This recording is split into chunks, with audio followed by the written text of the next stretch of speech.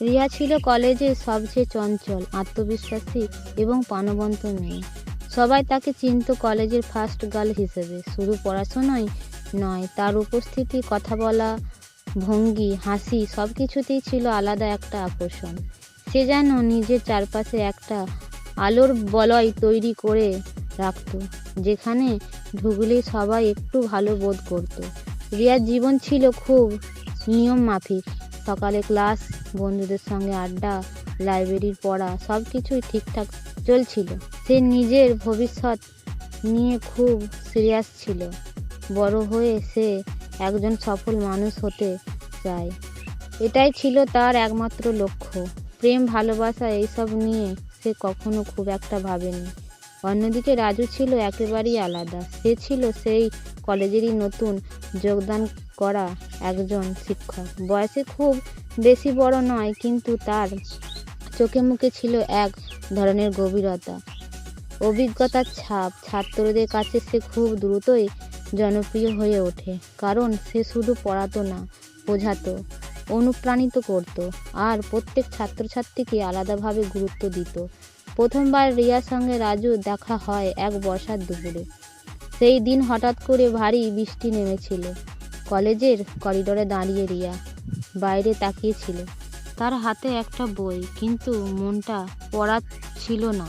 বৃষ্টির দিকে তাকিয়ে যেন সে কিছু ভাবছিল। ঠিক তখনই পাশ দিয়ে যেতে যেতে রাজু থেমে যায়। তুমি কি বৃষ্টি খুব পছন্দ করো?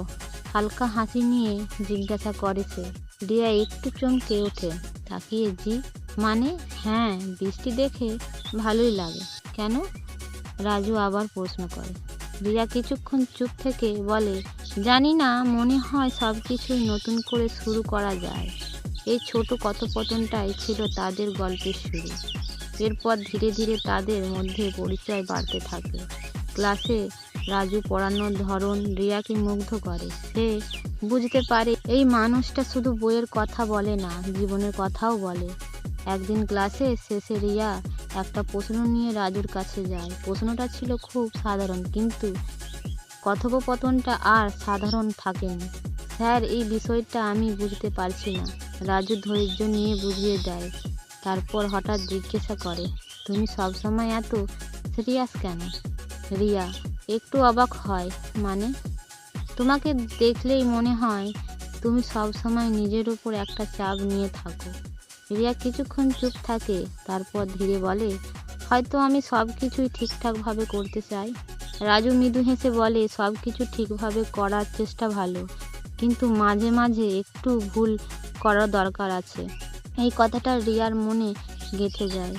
দিন যেতে থাকে, তাদের মধ্যে একটা অদ্ভুত সম্পর্ক তৈরি হয়, যেটা ঠিক বন্ধুত্ব নয়, আবার শুধু শিক্ষক ছাত্রীর সম্পর্কও নয়। তারা একে অপরের সঙ্গে কথা বলতে স্বাচ্ছন্দ্য বোধ করত। ছোট ছোট বিষয় নিয়ে আলোচনা, হাসি, কখনো গভীর কথা, সব মিলিয়ে একটা আলাদা বন্ধুত্ব তৈরি হয়েছিল। কিন্তু এই সম্পর্কের একটা সীমা ছিল, যেটা দুজনেই জানতো।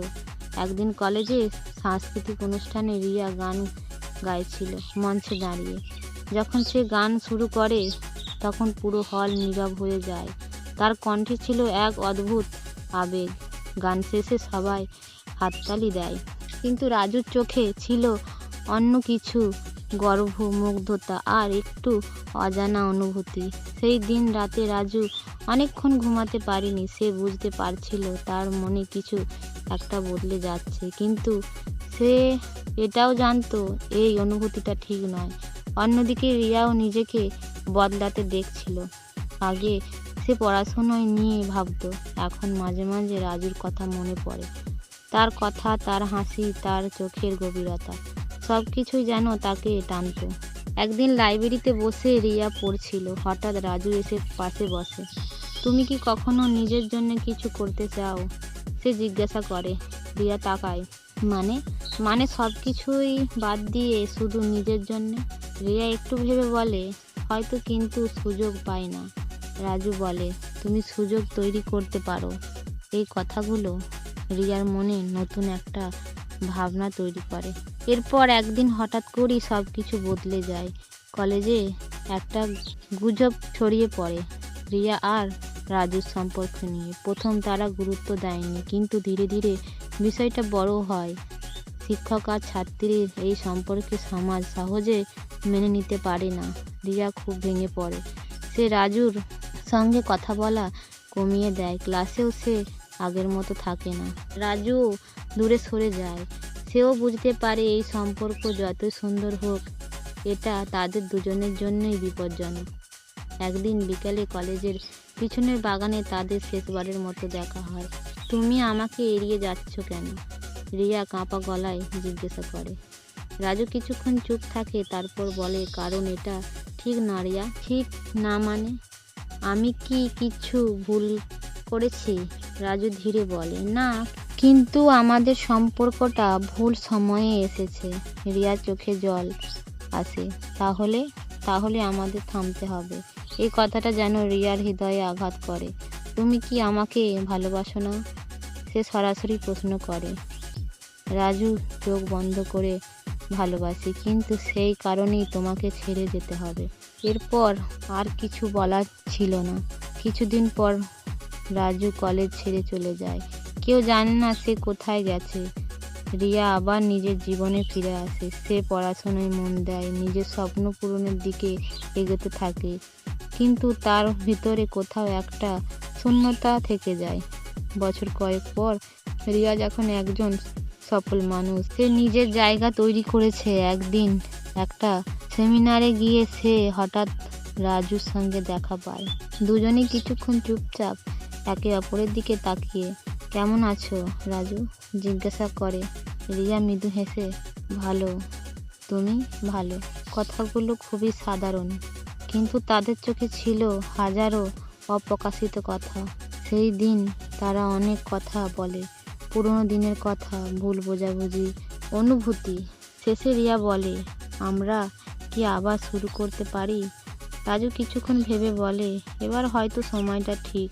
বৃষ্টির ফোঁটা পড়তে শুরু করে। রিয়া আকাশের দিকে তাকিয়ে হাসে।